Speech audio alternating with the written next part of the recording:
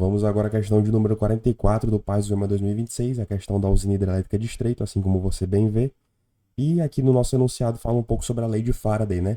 Eu posso trazer a lei de Faraday aqui, não sei se vai ser muito útil para você a princípio, mas a força eletromotriz induzida numa espira circular vai ser igual a menos a variação do fluxo magnético nessa espira, dividido pelo tempo em que essa variação ocorreu. Pronto. Isso aqui é a lei de Faraday aqui quando a gente vai estudar indução eletromagnética. Isso pouco significado tem se você não entende os conceitos atrelados a isso. Eu vou propor um raciocínio. Quero que você imagine isso aqui como sendo uma espira circular. Eu vou achatar um pouco aqui para a gente ver ela meio que em perspectiva, ok?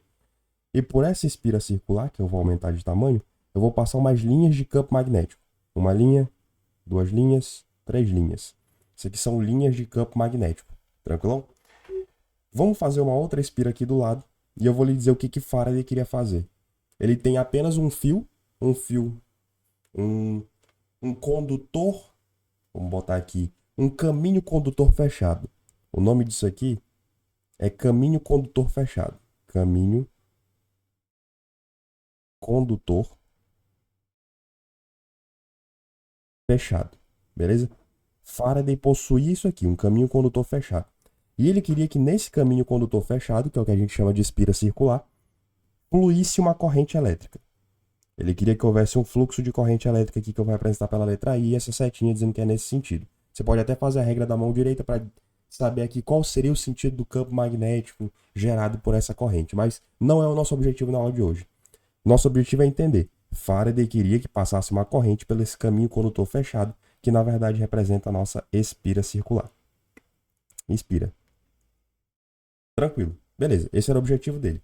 E para isso ele fez alguns testes. Ele lembrou do experimento de Ørsted, porque Ørsted fez o seguinte, ó, por um fio retilíneo, se passar uma corrente, eu consigo, através dessa corrente, gerar um campo magnético, representado pela regra da mão direita.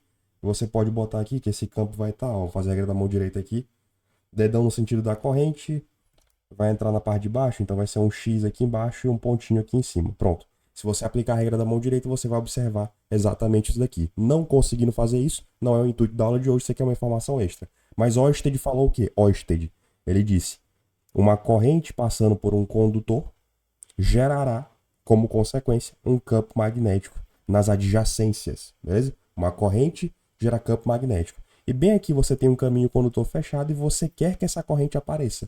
Aí o que Faraday pensou? Rapaz, eu posso tentar fazer o contrário. Se aqui a corrente gerou o campo magnético, então, nesse caso aqui, um campo magnético, talvez, ele pode fazer com que essa corrente apareça, né? Beleza. Aí ele fez um experimento. Ele pegou esse caminho condutor fechado e colocou numa região de campo magnético e, com um fracasso completo, ele constatou que não. O campo magnético, por si só, não consegue fazer com que apareça uma corrente elétrica induzida aqui. Olha o que eu estou te falando. O campo magnético, por si só, não consegue fazer com que uma corrente elétrica induzida apareça aqui. Mas ali o que aconteceu? Faraday estava prestes a desistir do seu experimento e ele foi pegar esse caminho condutor fechado, essa espira circular, e remover dessa região de campo. Olha só, ele foi remover. Só que ele percebeu que ao passo que ele removia, aparecia uma corrente. Olha só, ele foi removendo e essa corrente apareceu. Só que no momento que ele parou de remover, vamos supor que ele parou nesse estado aqui, a corrente cessou. E quando ele devolvia essa espira circular para a região de campo, a corrente tornava a aparecer. Entende o que eu quero te falar? Depois ele fez outro experimento. Será que se eu fizer uma rotação, ele pegou o caminho condutor fechado e começou a girar? E quanto mais linhas de campo ou menos linhas de campo passavam por dentro da espira, o caminho condutor fechado, a espira circular, a corrente aparecia também. Por exemplo, se ele estava aqui, ó, nesse ponto que você está observando, vou até diminuir o tamanho do desenho para poder ficar mais didático, olha só. Nesse ponto que você está observando, você possui 3 linhas de campo passando por dentro da espira. Se você fizer um giro assim, ó, você vai verificar que agora você tem 2 linhas de campo passando por dentro da espira. Nesse processo de ter 3 linhas para o processo de ter 2 linhas, aparecia uma corrente elétrica induzida aqui. Aí ele, eita, alguma coisa que eu estou fazendo está fazendo essa corrente aparecer. De novo, algo que eu estou modificando aqui, algo que eu estou variando, se é que você me entende, está fazendo uma corrente aparecer aqui. E aí, o que é isso? Aí ele pensou, rapaz, eu sei que o campo tem a ver com isso. E eu sei que quando eu movimento a minha espira, isso aí também influencia. O que eu posso pressupor então? talvez, se eu variar o meu fluxo magnético, representado pela letra grega φ, se eu variar o meu fluxo magnético, talvez isso gere a corrente elétrica. Aí ele lembrou, o fluxo magnético é dado pelo produto entre o campo magnético, no qual a espira está sujeita, a área da espira circular, que é a área que vai estar em contato com o campo magnético efetivamente, e o cosseno do ângulo formado entre eles. Que cosseno é esse? Eu quero que você imagine que isso aqui é uma chapa, beleza? Bem aqui é o centro dessa chapa, e essa chapa vai possuir uma normal. Show? Uma normal apontada para cá. O ângulo formado entre essa normal e o campo magnético resultante aqui, ó, esse ângulo θ, é esse mesmo cosseno de θ que eu estou mostrando para você aqui. Então, quando você está modificando esse cenário aqui, ó, vamos colocar... Eita, não estou conseguindo selecionar, perdão, problemas técnicos, tá? Vamos lá. Eu tenho aqui o centro. Esse centro possui uma normal apontada mais ou menos para cá, pela angulação que eu coloquei. Existe o ângulo θ formado por essa normal, meu Deus, por essa normal e pelo campo magnético. E esse ângulo θ é o mesmo que vai entrar na fórmula aqui do fluxo magnético. E ele percebia, se eu modificar o meu campo, aumentar ou diminuir a intensidade do campo magnético, a corrente elétrica é gerada. E se eu aumentar a área de contato ou diminuir a área de contato, o que é a área de contato? Você está vendo que tem 3 linhas aqui, 3 linhas passando pela espira? Agora só tem 2. Eu diminuí a área de contato, modificando a posição ali da minha espira propriamente, do meu caminho condutor fechado. Beleza? Tranquilão? Agora, o que eu quero? Meu Deus, gaguejei muito. O que eu quero propor?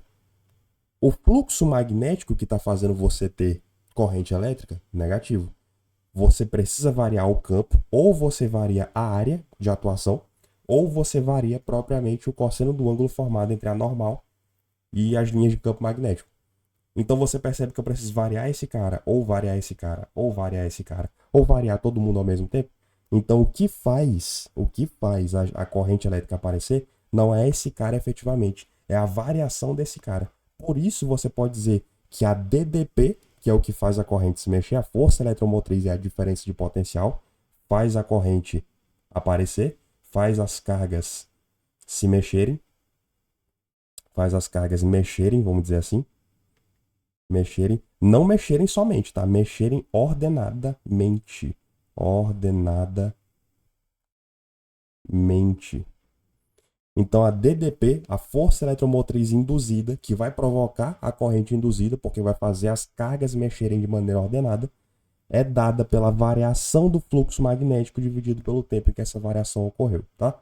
E esse sinal aqui diz respeito ao sentido da corrente que ela vai adquirir, porque eu posso ter uma DDP positiva ou uma DDP negativa. E eu quero propor outro raciocínio. Olha só.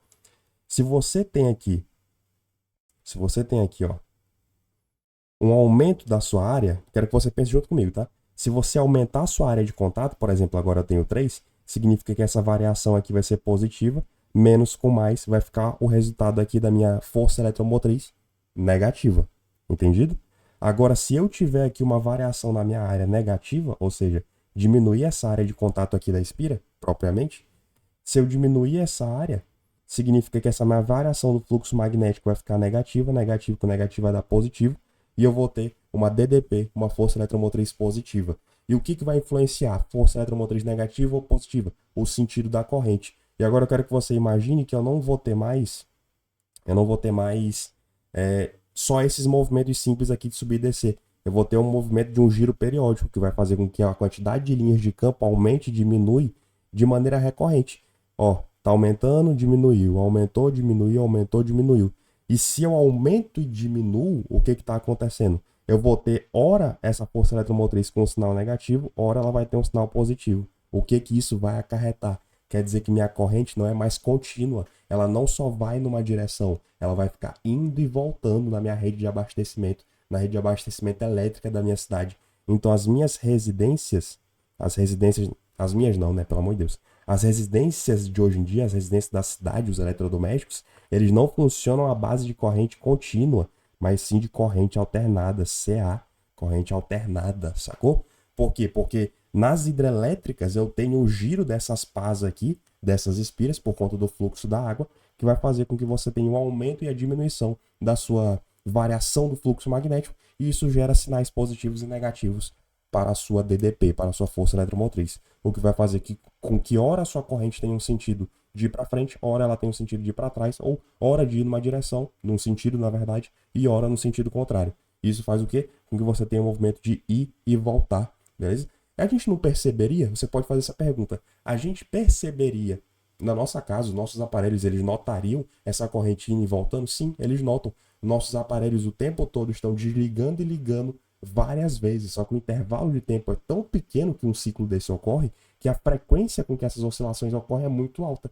Ou seja, nesse momento a luz do meu quarto está piscando muito, só que ela está piscando tão rápido que é imperceptível para os meus olhos. Você pode fazer um teste se o seu celular possui câmera lenta, você consegue visualizar. Meu Deus, minha boca ficou seca. Um instantinho, galera, tá? Valeu. Você consegue apontar a câmera do seu celular para a lâmpada, colocar em câmera lenta e você vai ver que vai ter umas pequenas oscilações no vídeo que você acabou de gravar. Isso é em verdade por conta dessa variação da corrente alternada que vai ficar indo e voltando na nossa rede elétrica, que é como se essa luz estivesse apagando e ligando o tempo todo. Porém, por conta da frequência altíssima, isso é imperceptível aos nossos olhos. E agora a gente pode analisar cada uma das alternativas baseadas nesse conceito, olha só. É possível produzir corrente elétrica sobre uma espira de cobre por meio da variação do fluxo de campo magnético através da espira. Olha só, a DDP ocorre, a força eletromotriz vai ocorrer em virtude, de novo, a força eletromotriz induzida ocorre em virtude da variação do fluxo magnético. E se eu tenho força eletromotriz, se eu tenho DDP, eu tenho corrente acontecendo, uma corrente elétrica induzida. Beleza, tá certo. Essa corrente ocorre apenas quando variamos a intensidade do campo magnético. Olha só. Eu vou variar o meu campo magnético, fazer com que eu varie o meu fluxo magnético, e a variação do meu fluxo magnético vai me dar essa DDP que eu estou falando. Beleza, então a princípio está certo. Apenas quando eu vario a intensidade do campo magnético, ou a área definida pela espira. Ou a área definida pela espira. A princípio está correto, mas aquele apenas deixa essa alternativa incorreta, porque eu não preciso necessariamente variar só isso. Eu posso variar o ângulo existente entre a normal da minha área com as linhas de campo magnético, né? Então tem mais um fator que eu preciso considerar. Então o item 1 está incorreto. A simples mudança na orientação, só botar aqui certinho. A simples mudança na orientação de uma espira, alterando o ângulo entre as linhas de campo magnético e a direção da reta normal à espira, afeta o fluxo de campo magnético, fazendo, portanto, surgir uma corrente elétrica induzida sobre a espira, mesmo que a intensidade do campo magnético permaneça constante. Perfeito. Se eu trocar esse ângulo, ainda que isso aqui permaneça constante, eu vou variar o meu fluxo magnético e, portanto, fazer com que uma DDP apareça, e essa DDP vai fazer com que as cargas elétricas se movam de maneira ordenada na minha espira circular, no meu caminho condutor fechado. Show? Então, o item 2 está corretíssimo, tá? A corrente elétrica... Cadê? A corrente elétrica que chega à nossa residência do tipo contínua, já está errada, é alternada, a gente acabou de ver, razão pela qual qualquer lâmpada comum acesa apresenta um brilho constante. De fato, se fosse contínua, o brilho seria constante. Só que o brilho da nossa lâmpada não é constante, ele está o tempo todo piscando, porque no mudar do sentido da corrente exige o desligamento do aparelho, só que isso é tão rápido que é imperceptível para o aparelho e para a gente, para os nossos olhos, tá bom? A corrente elétrica que chega à nossa residência é do tipo alternada, variando o sentido periodicamente. Apesar disso, qualquer lâmpada comum acesa apresenta brilho aparentemente constante, porque o olho humano não consegue detectar as rápidas variações da intensidade luminosa. Tranquilão, como eu acabei de dizer, gabarito 2 e 4, item A, pode marcar e ser feliz. Abraço.